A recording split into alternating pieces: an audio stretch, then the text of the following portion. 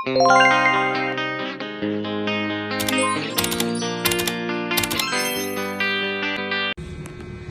mga chiko ko, opa! Good afternoon! Opa, magandang hapon po sa inyo.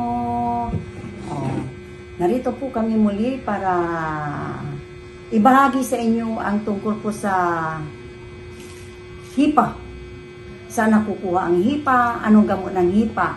Ayan po.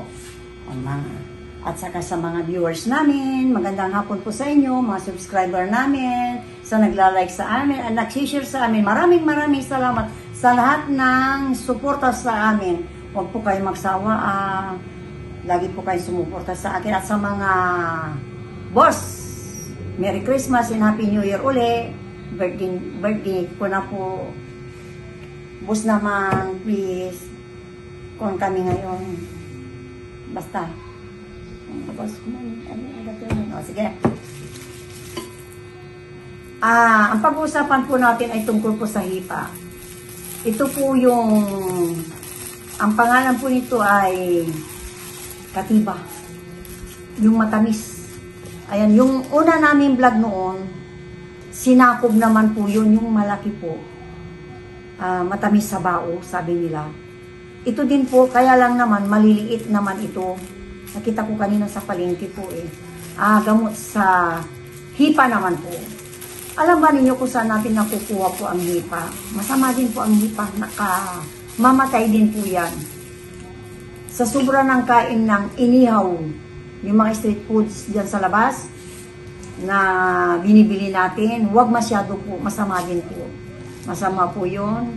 Yung mga inihaw, yung mga kilawin na pagkain, lalo na yung mga isda dyan na hindi niluluto. Ayun po, yung mga karne na hindi niluluto. Diyos ko po, huwag po kayong kumain ng ganun. Masama po yun. Nagkakahipa yun. Nakakahipa. Lalo na sa kwan. Lalo na yung mga lalaki, pag umiinom, kumakain ng mga hilaw na, yung mga kilawin, ng mga isda, kung ano-ano dyan. At saka yung mga inihaw.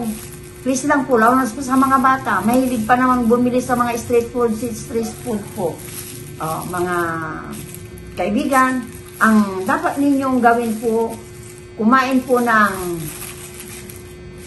katiba. Ayan po. Katiba. Kwan po yan, matamis po yan. Hindi po yung kwan po ito.